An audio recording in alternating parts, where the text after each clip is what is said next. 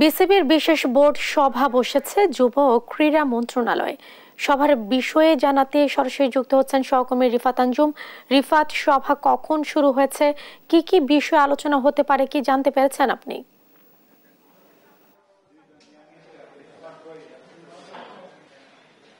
Jessica, যেমনটা জানাচ্ছিলাম আপনাকে আমি, যে বিসিবির বোর্ড সভা কিন্তু হয়েছে, ইতিমধ্যে শেষ হয়ে গেছে এবং যে বড় যে নিউজটা, ব্রেকিং যে নিউজটা, সেটা কিন্তু ইতিমধ্যে সবাই জেনে গেছে যে বাংলাদেশ ক্রিকেট বোর্ডের নতুন সভাপতি হিসেবে নির্বাচিত হয়েছে ফারুক আহমেদ। যেটা অবধারিত ছিল, যেটা আমরা বেশ কয়েকদিন ধরে জানছিলাম, যে গুঞ্জন উঠছিল যে বিসিবি সভাপতি কে হবেন বা পাপন কবে পদত্যাগ করবেন। তো আজকে যখন বোর্ড সভা শুরু হয়েছে, বোর্ড সভা শুরুতেই কিন্তু নাজমুল হাসান পাপন তিনি কিন্তু তার পদত্যাগপত্র জমা দিয়েছেন এবং সেটা গৃহীত হয়েছে। এরপরই কিন্তু এনএসসি কর্তৃক মনোনীত যে পরিচালক রয়েছেন, দুটা কোটা রয়েছে, এনএসসি কর্তৃক যে কোটা রয়েছে, সেই কোটার একটি কোটায় কিন্তু ফারুক আহমেদকে পরিচালক হিসেবে নিয়োগ দেওয়া হয়।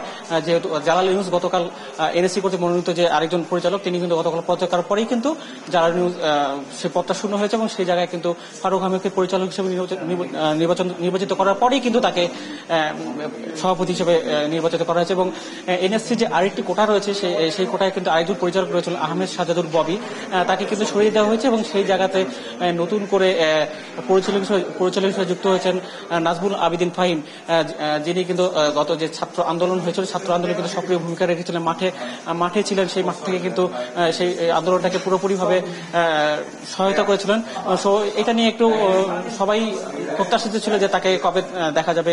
এছাড়া নাজমুল হাসান ফাহিম কিন্তু দীর্ঘদিন ধরে বাংলাদেশ ক্রিকেট বোর্ডে কিন্তু তিনি একজন কাজ করেছিলেন এবং সেই কাজ করার পরে কিন্তু 2019 সালে কিন্তু এক প্রকার বাধ্য হয়েছিলেন ছেড়ে দিতে। এরপরে আবার সসম্মানে তিনি কিন্তু আবার পরিচালক পদে আবার বিসিবিতে যোগ দিয়েছেন। এবং ফারুক আহমেদের কথা যেটা বলছিলাম, যে ফারুক আহমেদ কিন্তু 2016 সালে প্রধান নির্বাচকের দায়িত্ব পালন করছিলেন বাংলাদেশ ক্রিকেট বোর্ডে। সেই সময় যখন হাতুরু সিংহে নতুন কোচ হিসেবে আসেন, তার সাথে একটা দ্বন্দ্ব তৈরি হয়, কাজের স্বাধীনতা তিনি খর্ব হয়।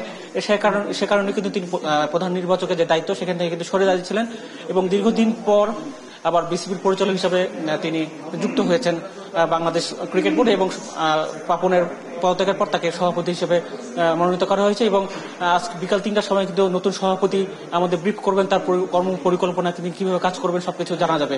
তো সচিবালয় থেকে এই ছিল আমার কাছে সর্বশেষ। জেসিকা। রিফাত, আপনাকে ধন্যবাদ। দর্শক, যুব ক্রীড়া মন্ত্রণালয় থেকে যুক্ত ছিলেন সহকর্মী রিফাত আঞ্জুম।